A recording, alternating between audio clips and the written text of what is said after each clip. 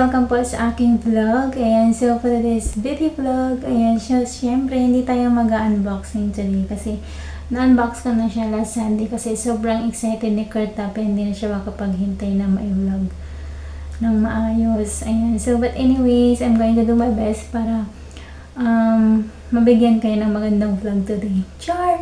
Ayan, so but anyways, if new ka po sa aking channel, please don't forget to like and share and subscribe po sa aking channel. And syempre, don't forget to hit the notification bell para lagi kang updated sa aking channel. Ayan. So, by the way, let's move on sa aking vlog. Ayan. So, pag-usapan natin yung mga online shopping. Ayan. Isa ka ba sa mga fan ng mga online shopping? Ayan. Because me, it's yes. Pero may limit naman yung pag-online shopping ko actually. Doon tayo sa sinasabi lang, deserve mo yan, te. Deserve mo yan, be. Deserve mo yan, be. Yan, sana all deserve. But anyways, ayan, so itong online shopping, matagal na akong nag-online shopping dito sa Shein. So, ilang years na. So, but anyways, itong pinurchase ko dito, hindi naman ako nagbayad ng any amount actually. So, ginamit ko yung points ko na naipon. Every time the moment na nag-order ako online shopping, nagbibigay ako ng feedback. Tapos yung points na yun, nako-collect siya, tapos mako-convert siya kung ilan man yung equivalent ng points mo. For example, nasa Pinas ka, through peso, pag nasa abroad ka, mako-convert siya sa US dollar, parang ganon. So, makikita mo din naman kung ilan. So, dito, because nandito ako sa abroad, yung 100 points, yung equivalent nun, through peso is 40 pesos. So, hindi mo, pero yung ito, yung points na to, ma-convert siya sa wallet mo, hindi mo siya ma-withdraw through cash. So, kailangan mo siyang gamitin para pambili ulit siya sa online. Okay? Pero, kailangan mong gamitin the same, yung same brand. Pag, hindi ka pwedeng mag-purchase ibang brand, sa kanilang brand rin lang.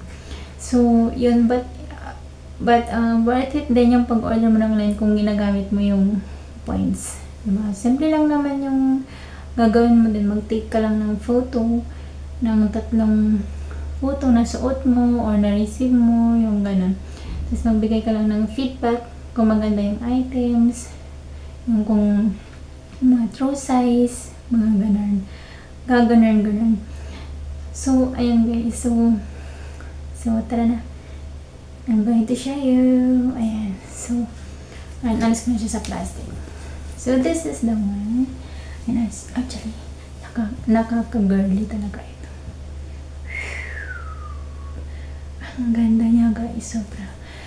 Hindi lang siya maganda sa photo. Actually, maganda talaga siya sa personal. Ayan, nakakababae siya, be. Ayan. So, yung size nito is, yung in-order ko is medium size. Kasi, nung in-order ko ito, naka-US size siya. So, makikita mo naman doon kung ano yung size mo. Pero, ito fit lang siya sa yan. Fit siya sa small at saka medium. Sakto lang. So, ayan. Ang ganda-ganda niya, guys. Nakakababae. So, ayan. So, I'm going to show you. I'm going to try it out. I really try actually, but I'm going to try it. So, let's go. Wait.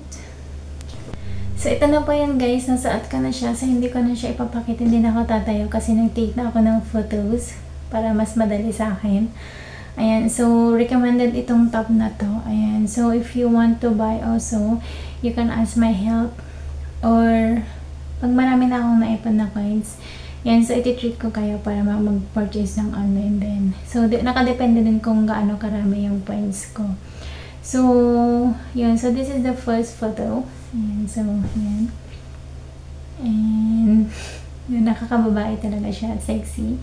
And, the next one. And, the other one. Ayan. So, actually, may color blue din sila. So, I think if naka-sale pass siya, gusto ko siyang bilhin kasi maganda talaga siya, guys. Ayan, nakakababae. So, I think pag sa peso, 180 pesos ata yung price niya. So, not bad. And so, gusto ko siyang bilhin din kasi maganda yung ano niya, yung curve, yung ano niya, design niya, tapos yung pa-curvy ng body. Ayan, bagay siya sa mga high waist or sa leggings. Ayan, so ito yung mga ganun. Mga high waist na pants, sa leggings, and sa mga, mga skirt, mini skirt. Ayan, so, yun. So, thank you so much guys for watching. And, yun. So, thank you for supporting my channel again. Sana pagpatuloy niyo pa rin. Ayan. So, yun po. Thank you and God bless po.